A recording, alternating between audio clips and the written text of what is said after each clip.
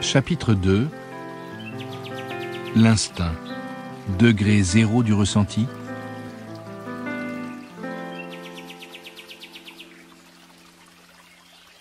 J'entends souvent dire que comparer ce que ressentent les animaux et les hommes n'est pas pertinent puisque, paraît-il, les premiers agissent et sentent toujours d'instinct alors que nous le faisons en conscience. Avant de nous demander si agir d'instinct est moins noble, tentons d'abord de définir les termes du débat. La littérature scientifique désigne par le terme d'instinct des actions qui ont lieu inconsciemment, c'est-à-dire sans être soumises à la pensée. Qu'ils soient inscrits dans les gènes ou acquis, les instincts déclenchent tous des actions très rapides, puisqu'ils contournent les processus cognitifs. Souvent, ce sont des hormones sécrétées dans des situations particulières, sous l'effet de la colère par exemple, qui induisent ces réactions physiques associées aux instincts. Les animaux sont-ils pour autant des robots biologiques à commande automatique? N'en jugeons pas trop rapidement, et regardons plutôt ce qu'il en est chez les humains. Il nous arrive aussi, et même assez souvent, d'agir d'instinct. Songez par exemple à une plaque de cuisson brûlante. Si vous posez la main dessus par mégarde, vous la retirez aussitôt, sans en passer par une réflexion consciente du genre « c'est drôle, on dirait que ça sent la viande grillée, et qu'est-ce que j'ai mal à la main tout à coup, je ferais peut-être mieux de la retirer ». Non, tout se passe automatiquement, sans décision consciente. Les instincts existent donc aussi chez l'homme. Reste alors à savoir à quel point déterminent-ils notre quotidien. Voyons si la recherche récente sur le cerveau peut nous éclairer. L'Institut Max Planck de Leipzig a publié en 2008 une étude surprenante.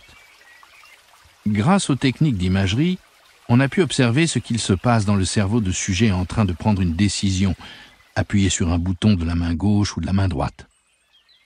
Jusqu'à 7 secondes avant que les participants ne se décident consciemment, leur activité cérébrale montrait déjà clairement quel serait leur choix. L'action était, par conséquent, engagée alors que les sujets réfléchissaient encore. Ainsi, l'impulsion à agir échappait à la conscience, qui n'avait plus pour rôle que de la justifier quelques secondes plus tard. Dans la mesure où l'étude de ces processus n'en est qu'à ses balbutiements, il est encore impossible de dire quel type de décision et en quelle proportion fonctionne sur ce modèle, ni si nous pouvons nous opposer à ces opérations non conscientes. Reste le constat étonnant que notre prétendu libre arbitre a souvent un train de retard sur la réalité. Il n'a, en l'occurrence, d'autre rôle que de ménager notre ego, de le conforter dans sa conviction d'être seul maître à bord. Ainsi, dans bien des cas, c'est l'opposition, c'est-à-dire l'inconscient, qui gouverne. Quelle part de nos actions est commandée par la raison? Peu importe après tout, car nos réactions instinctives, plus nombreuses qu'on a tendance à le croire, montrent surtout une chose. La peur et le chagrin, le bonheur et la joie ne sont pas affectés par leur déclenchement instinctif. Ils ne se commandent pas, c'est tout. Mais l'intensité du ressenti n'en est pas amoindrie, car il est évident aujourd'hui que les émotions sont un langage non conscient, dont les messages nous aident au quotidien à ne pas finir noyés sous un flot d'informations. La douleur ressentie par la main sur la plaque brûlante nous permet d'agir en urgence. Les sentiments heureux nous indiquent la bonne voie. La peur nous évite de laisser la raison prendre des décisions potentiellement dangereuses. Seuls les problèmes qui peuvent et doivent effectivement être traités par la réflexion atteignent la conscience, où ils peuvent être tranquillement analysés. Le ressenti se situe donc fondamentalement hors du champ de la conscience. Si les animaux, donc, étaient dépourvus de conscience, cela impliquerait seulement qu'ils ne peuvent pas réfléchir. Chaque espèce dispose en revanche d'un inconscient, et comme celui-ci prend régulièrement les rênes, tout animal a forcément un ressenti. L'amour maternel instinctif ne saurait donc être inférieur, puisqu'il n'en existe pas d'autre. La seule différence entre les animaux et nous, c'est que nous pouvons activer consciemment l'amour maternel, ou d'autres sentiments, en cas d'adoption, par exemple. Dans ce cas-là, en effet, le lien parent-enfant ne se noue pas automatiquement à la naissance, étant donné que le premier contact intervient souvent bien plus tard. Cela n'empêche pas qu'un amour maternel instinctif se développe au fil du temps, avec le cocktail hormonal qui l'accompagne. Aurions-nous là enfin trouvé un îlot émotionnel propre aux hommes et inaccessible aux animaux? Revenons à notre écureuil. Des chercheurs canadiens ont observé pendant plus de 20 ans ces congénères voisins du fleuve Yukon. Quelques 7000 animaux ont été étudiés et bien que l'écureuil soit un solitaire, 5 adoptions ont été observées. Certes, il s'agissait toujours de petits écureuils de la famille, élevés par une autre mère que la leur.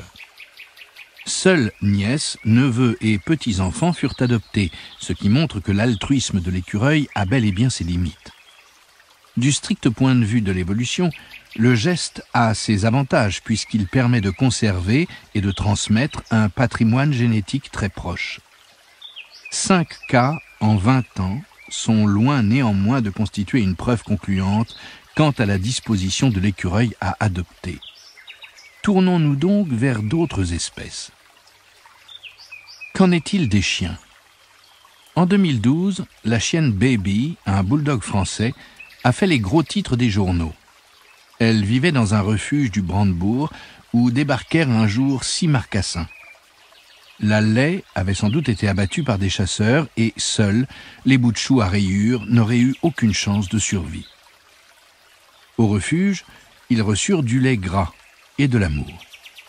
Le lait coulait des biberons des soigneurs, la chaleur et l'amour furent offerts par Baby. La chienne adopta en effet sans plus de cérémonie la petite troupe qu'elle laissait dormir blottie contre elle la nuit. Et de jour, elle gardait un œil vigilant sur la marmaille. Peut-on parler ici d'une véritable adoption? Certes, les marcassins n'ont pas été allaités, mais les enfants adoptés ne le sont pas non plus.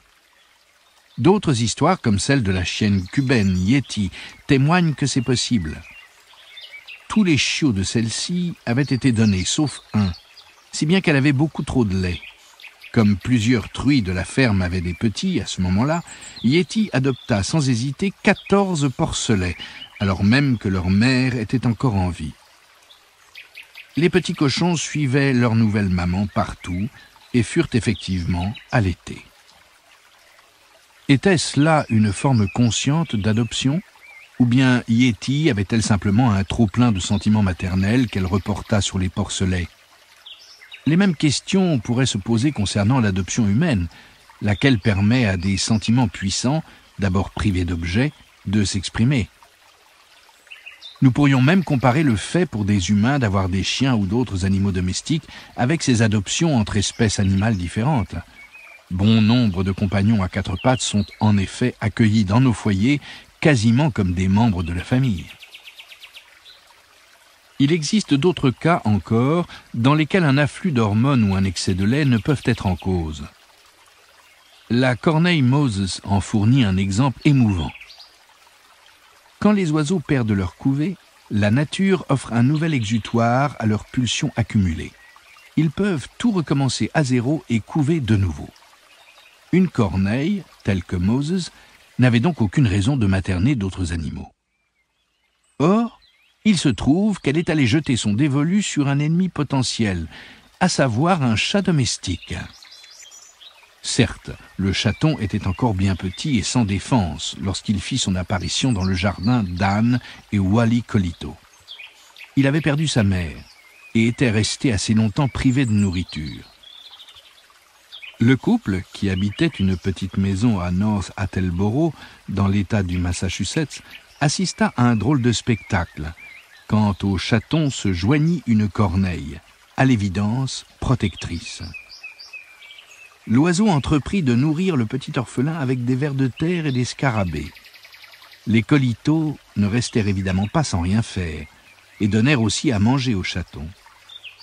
L'amitié des deux animaux perdura une fois le félin devenu adulte, et jusqu'à la disparition de la corneille 5 ans plus tard. Mais revenons à la question des instincts. Que les sentiments maternels soient ou non le fruit d'une réflexion consciente, leur qualité, à mon sens, n'en est pas affectée. Ils sont ressentis exactement de la même manière dans les deux cas.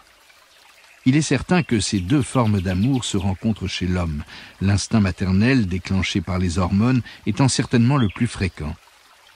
Quand bien même les animaux ne sauraient déclencher volontairement l'amour maternel, encore que les cas d'adoption de petits d'une autre espèce donnent matière à réflexion, ils en connaissent bel et bien la forme inconsciente, tout aussi belle et intense. L'écureuil qui portait son bébé enroulé autour du cou sur le gazon brûlant était mu par un amour profond, ce qui, rétrospectivement, rend la scène d'autant plus belle à mes yeux.